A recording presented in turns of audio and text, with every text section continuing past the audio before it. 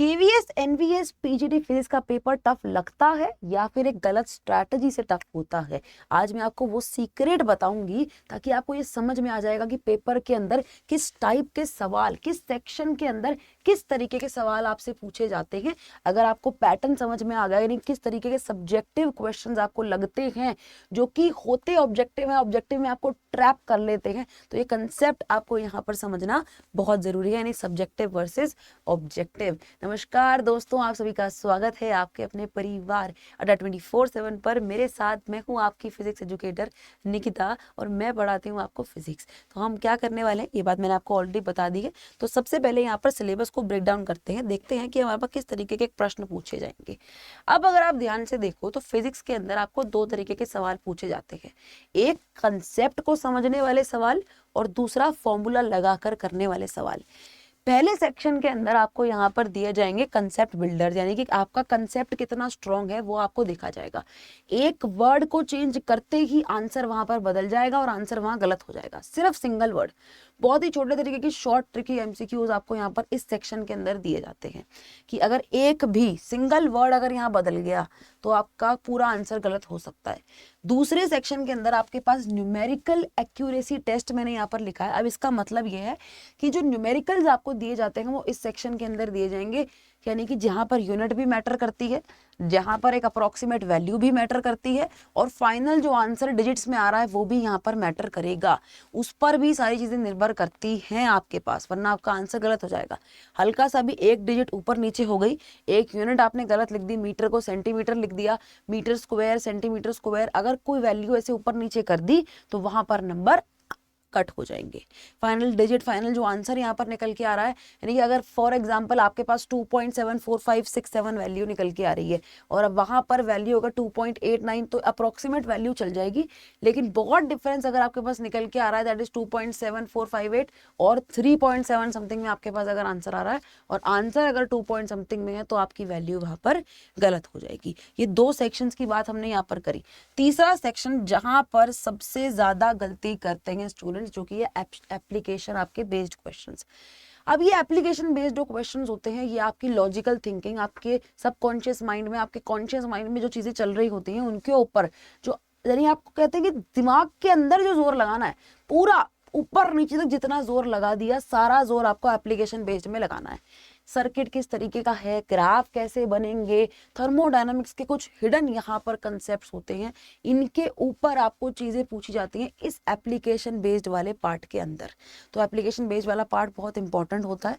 तो अगर आपको कंसेप्ट नहीं समझ में आया तो गैस मारने से यहाँ पर आंसर नहीं निकल के आएगा। मेरी बात को क्लियर कट समझ लेना।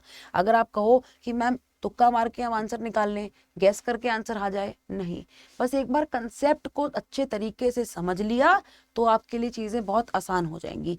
पेपर को अगर समझना है, अगर पेपर का क्लैरिटी चाहिए, कंसेप्ट की क्लैरिटी चाहिए और ये समझना कि पेपर के अंदर चीजें आएंगी कैसे, तो तैयारी सिलेबस से मत करो, पैटर्न को समझ के करो। जब तक तैयारी पैटर्न को समझ के नहीं करोगे आप वहां क्वेश्चंस नहीं कर पाओगे।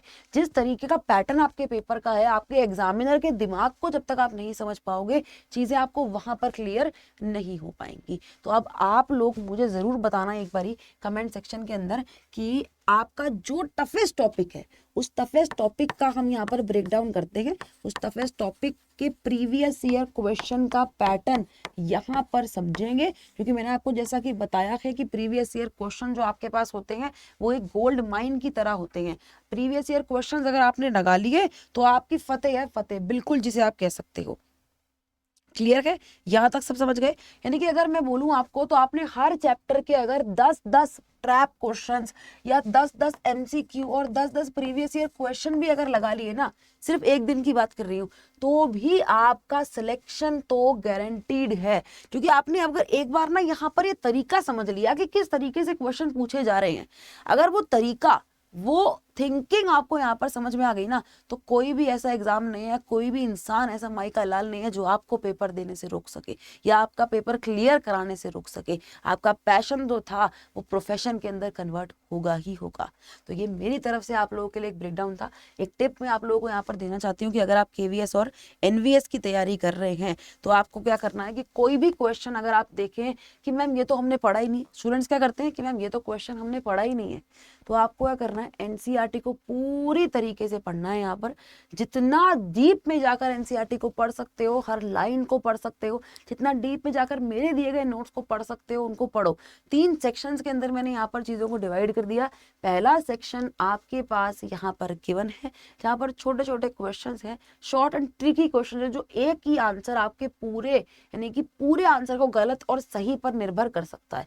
दूसरा सेक्शन न्यूमेरिकल, जहाँ पर एक एक यूनिट, एक एक वैल्यू आपकी वहां पर मैटर करेगी। तीसरा सेक्शन आपका यहाँ पर एप्लीकेशन बेस्ड होता है, जहां पर सबसे ज्यादा स्टूडेंट्स गलती करते हैं, सबसे ज्यादा, क्योंकि वो क्या करते हैं, वो पूरे तरीके से समझते नहीं, वो सिर्फ टिक द मार्क करते जाते हैं। अगर आपने कंसेप्ट को समझ लिया, वहां पर कोई ऐसा थर्मोडायनामिक्स का हिडन कंसेप्ट होगा, कोई एप्लीकेशन बेस्ड कंसेप्ट यहाँ पर होंगे जो आपको शायद नहीं पता होंगे, लेकिन अगर आप अपने दिमाग में डीप जाके सोचेंगे तो जरूर आपको समझ में आएगा, क्योंकि आपको कंसेप्ट की क्लैरिटी पूरी है ना। तो डेप्थ में जाना आपके लिए आसान हो जाएगा। अगर आपकी रूट्स सही होंगी तो आप उतना और डीप के अंदर जा सकते हैं अपने कंसेप्ट को। तो सर्किट, ग्राफ, थर्मोडायनामिक्स के कंसेप्ट हो गए, ये इसके ऊपर क्वेश्चंस आपके एप्लीकेशन बेस्ड में पूछे जाते हैं। प्रीवियस ईयर पेपर लगाओ, प्रीवियस ईयर पेपर लगाने के बाद मॉक टेस्ट लगाओ, मॉक टेस्ट दो, तब पता चल जाएगा कि तुम कितने पानी में हो। तो आई होप कि आप सबको ये मेरा दिया हुआ वीडियो, ये मेरा दिया हुआ सेशन आप सबको पसंद आया होगा और आपको एक क्लैरिटी मिल गई होगी कि किस तरीके के सवाल आपके पेपर के अंदर पूछे जाएंगे और किस सेक्शन के अंदर किस तरीके के सवाल आपके पास आएंगे। Thank you, take care of yourself.